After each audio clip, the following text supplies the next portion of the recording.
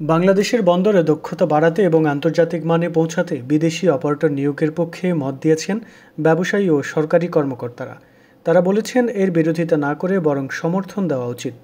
রোববার রাজধানীর গুলশানের লেকশোর হাইটসে আয়োজিত challenges and opportunities in the logistics sector শীর্ষক গোলটেবিল বৈঠকে এই মত উঠে আসে। আলোচনায় বিকেএমইএ সভাপতি মোহাম্মদ হাতেম বলেন, বিদেশি অপারেটররা বন্দরের ব্যবস্থাপনা দক্ষতা বাড়াতে পারে এবং স্থানীয় জনশক্তি আধুনিক প্রযুক্তি ও আন্তর্জাতিক প্র্যাকটিস শিখতে পারবে।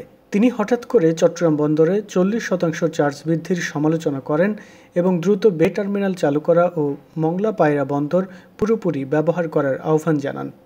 বিজেএমইএ সিনিয়র সহসভাপতি ইনামুল হক খান বলেন, চট্টগ্রাম বন্দরের কন্টেইনার হ্যান্ডেলিংয়ে 5 থেকে 6 দিন লেগে যায়, যেখানে বৈশ্বিক মান 1 থেকে 2 দিন। এর ফলে অনেক সময় ব্যয়বহুল এয়ার শিপমেন্ট করতে হয়। বাফের সাবেক সভাপতি কবির আহমেদ বলেন, একটি স্বার্থান্বেষী মহল বিদেশি অপারেটর নিয়োগের বিরোধিতা করছে। তিনি বিমানের অদক্ষতা ও শাহজালাল বিমানবন্দরের সমস্যারও সমালোচনা করেন।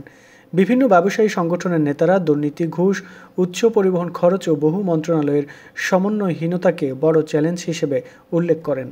সরকারি পক্ষ থেকে নৌপরিবহন মন্ত্রণালয়ের সিনিয়র সচিব মোহাম্মদ ইউসুফ জানান, চট্টগ্রামের বে টার্মিনালে মাল্টি মডাল লজিস্টিক্স হাব নির্মাণ শীঘ্রই শুরু হবে। 3টি টার্মিনালের একটি পরিচালনা করবে সিঙ্গাপুরের পিএসএ, একটি ডিপি ওয়ার্ল্ড এবং একটি চট্টগ্রাম বন্দর কর্তৃপক্ষ। 2036 সালের মধ্যে বে টার্মিনাল বছরে 5.36 মিলিয়ন টিইউ হ্যান্ডেল করতে পারবে, যা বর্তমানে চট্টগ্রাম বন্দরের সক্ষমতার দ্বিগুণ। তিনি জানান, জাতীয় লজিস্টিক্স নীতি সংশোধন প্রক্রিয়াধীন এবং একটি সমন্বিত পোর্ট কমিউনিটি সিস্টেম গড়ে তোলা হবে।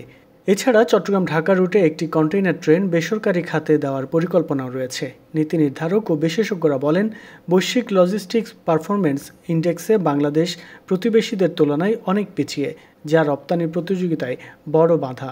তাই দ্রুত বিদেশি অপারেটর নিয়োগ, নীতি সংস্কার, অবকাঠামো উন্নয়ন ও প্রযুক্তি গ্রহণের মাধ্যমে লজিস্টিক্স খাতকে আধুনিকায়ন করতে হবে।